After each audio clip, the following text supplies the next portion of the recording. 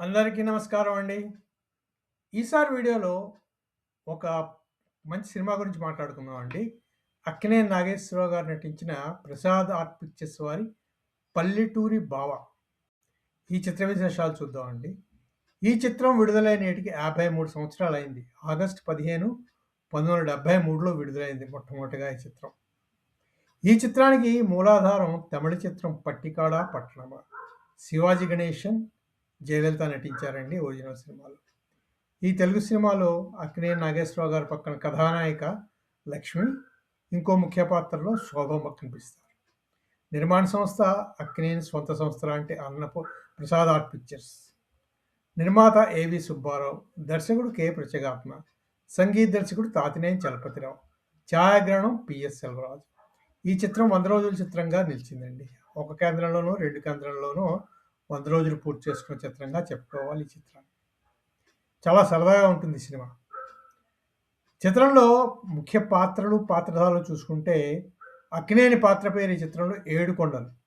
అలాగే హీరోయిన్ లలిత లక్ష్మి, రంగమ్మ అంటే అక్కినేని మేనకోడలుగా శోభ, తర్వాత లలిత తండ్రి భీమారావుగా నాగభూషణం, లలిత తల్లి దీపాలక్ష్మిగా సుకుమారి, తర్వాత నాయనమ్మ ఏడుకొండల నాయనమ్మగా నిర్మలమ్మ, లాయర్ భజగోవిందంగా రేలంగి, కోటయ్యగా రమణారెడ్డి ఈ చిత్రంలో ముఖ్య పాత్రలో కనిపిస్తారు. స్థూలంగా చిత్రకథ చూసుకుంటే ఒక పల్లెటూరులో ఏడుకొండలు ఉంటారు. అతని నాయనమ్మ, అతనికి మేనమామ భీమారావు, దీపాలక్ష్మి వాళ్ళు పట్నం నుంచి ఉంటారనమాట. వాళ్ళు పట్నం నుంచి ఒకసారి పల్లెటూరుకు వచ్చి ఏడుకొండల్ని అల్లుడుగా చేసుకోవాలనుకుంటాడు నాగభూషణం అంటే భీమారావు. అలా భీమారావు మేనమామ మాటను మన్నించి పెళ్లి చేసుకుంటాడు లలితని. కానీ లలిత పూర్తిగా పట్టణంలో పుట్టి పెరిగిన పిల్ల. ఆమెకు పల్లెటూరులో సర్దుకోవడం చాలా కష్టం.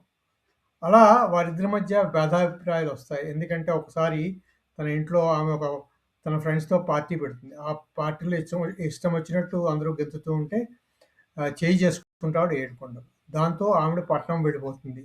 తల్లి కూడా దీపాలక్ష్మి కూడా కూతురినేమో అతనికి విడాకులు ఇచ్చేయమని ప్రోత్సహిస్తూ ఉంటుంది.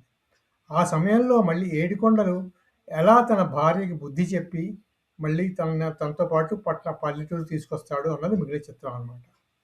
సినిమా సరదాగా ఉంటుంది, చాలా బాగుంటుంది. తర్వాత ఇంకో విశేషం ఏంటంటే ఈ చిత్రంలో తాతినేని చలపతిరావు గారు పాటలన్నీ బ్రహ్మాండమైన పాటలు చేశారండి. పాటలన్నీ సూపర్ డూపర్గా ఉంటాయి సినిమాలో. 6 పాటలు ఉన్నాయి. 6 పాటలు కూడా బ్రహ్మాండమైన పాటలే ఈ చిత్రంలో. ఘంటసాల, సుశీల మెయిన్ పాటలు. ఒకే ఒక పాట బాలసుబ్రహ్మణ్యం గారు, అక్కినేని నాగేశ్వరరావు గారికి పాడారు. ఇందులో ముఖ్యంగా చెప్పుకోవాల్సిన పాటల్లో రాసింది ముఖ్యంగా ఆత్రేయ పాటలు రాశారు. సినారే ఆత్రేయ రాశారు పాటలు. కొసరాజు ఒసే వయ్యారి రంగి వగలమారి పొంగి నా మనసే కుంగి పొంగిందే పాట అని.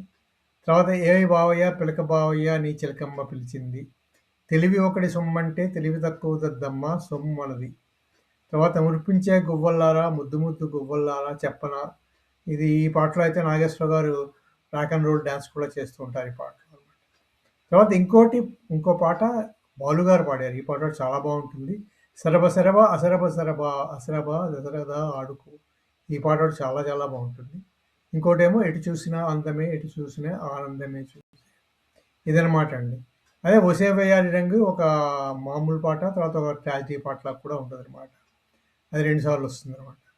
అలా ఈ చిత్రంలో చలపతిరావు గారు చాలా మంచి సంగీతం ఇచ్చారు ఈ చిత్రానికి. పాటలు అన్నీ సూపర్ డూపర్ హిట్గా నిలిచాయి. అలా ఈ చిత్రాన్ని ఒక సంగీతమయమైన చిత్రంగా కూడా చెప్పుకోవచ్చు. తర్వాత ఇంకా అక్కినేని నాగేశ్వరరావు గారికి పల్లెటూరు పాత్రలు అంటే పుట్టిన పిండే కదా. అంచేత అక్కినేని నాగేశ్వరరావు గారి నటన ఈ చిత్రంలో చాలా అద్భుతంగా ఉంటుంది. లక్ష్మి గారు కూడా చాలా బాగా చేశారు. ఒక పొగరబోతు భార్యగా, తర్వాత పట్టణంలో పుట్టి పెరిగిన పిల్లగా ఆవిడ నటన చాలా బాగుంటుంది ఈ చిత్రంలో. నాగభూషణం గారు మరి చెప్పాల్సిందే ఉంది. నాగభూషణం గారు ఆయన పాత్రలన్నీ ఆయన కొట్టిన పిండే కదా అది. అలా ఈ చిత్రం చాలా బాగా వచ్చిన చిత్రమే. కానీ 100 రోజులు చాలా ఎక్కువ కేంద్రాల్లో ఆడలేదు. ఒక కేంద్రంలో 2 కేంద్రాల్లోనూ ఆడింది. తర్వాత ఈ చిత్రంలోని ఇంకొన్ని విశేషాలు ఉన్నాయి చూద్దాం. ఈ చిత్రాలన్నిటికీ కూడా ఈ చిత్రం 4 భాషల్లో వచ్చింది మొత్తం.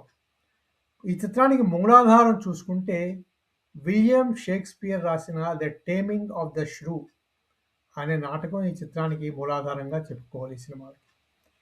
దాని ఆధారంగా 1972లో తమిళంలో మొట్టమొదటిసారిగా పట్టికాడ పట్టణమా అని శివాజీ గణేషన్, జయలలిత ముఖ్య పాత్రలో వచ్చింది. పి. మాధవన్ దర్శకుడు.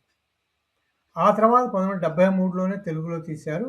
పల్లెటూరు బావగా అక్కినేని నాగేశ్వరరావు గారు, లక్ష్మి గారు, కె. ప్రత్యేగాత్మ గారు దర్శకత్వంలో వచ్చింది. ఆ తర్వాత మళ్ళీ 23 ఏళ్ల తర్వాత కన్నడంలో తీశారండి ఈ చిత్రాన్ని. పుట్నంజ అనే పేరుతో వచ్చింది. రవిచంద్రన్, మీనా ముఖ్య పాత్రధారులు. రవిచంద్రన్ దర్శకుడు కూడా. ఆ తర్వాత 2 ఏళ్లకి హిందీలో ఈ సినిమా తీశారు. బనారసి బాబు అని. గోవింద, రమ్యకృష్ణ ముఖ్య పాత్రలు ధరించారు. డేవిడ్ ధవన్ దర్శకుడు. అలా చూసుకుంటే ఈ ఒక టేమింగ్ ఆఫ్ ది ష్రూ అనే మూలాధారంగా తీసుకొని 4 భాషల్లో ఇండియాలో ఈ సినిమాని తీశారనమాట. అందులో 72, 73లో తెలుగు తమిళాల్లో వచ్చేసింది. మళ్ళీ ఆ తర్వాత 23 సంవత్సరాల తర్వాత కన్నడ, హిందీలో తీశారు. అది కూడా విశేషం అనమాట. అదే అండి ప్రసాద్ ఆర్ట్ పిక్చర్స్ వారి అక్కినేని నాగేశ్వరరావు గారు నటించిన పల్లెటూరు బావ గురించిన కొన్ని చిత్ర విశేషాలు. ఈ వీడియో మీకు నచ్చితే సబ్స్క్రైబ్ చేయండి, షేర్ చేయండి, లైక్ చేయండి. మళ్ళీ మరో వీడియోలో మరికొన్ని చిత్ర విశేషాలతో కలుసుకుందామండి. అంతవరకు సెలవు. Thank you very much.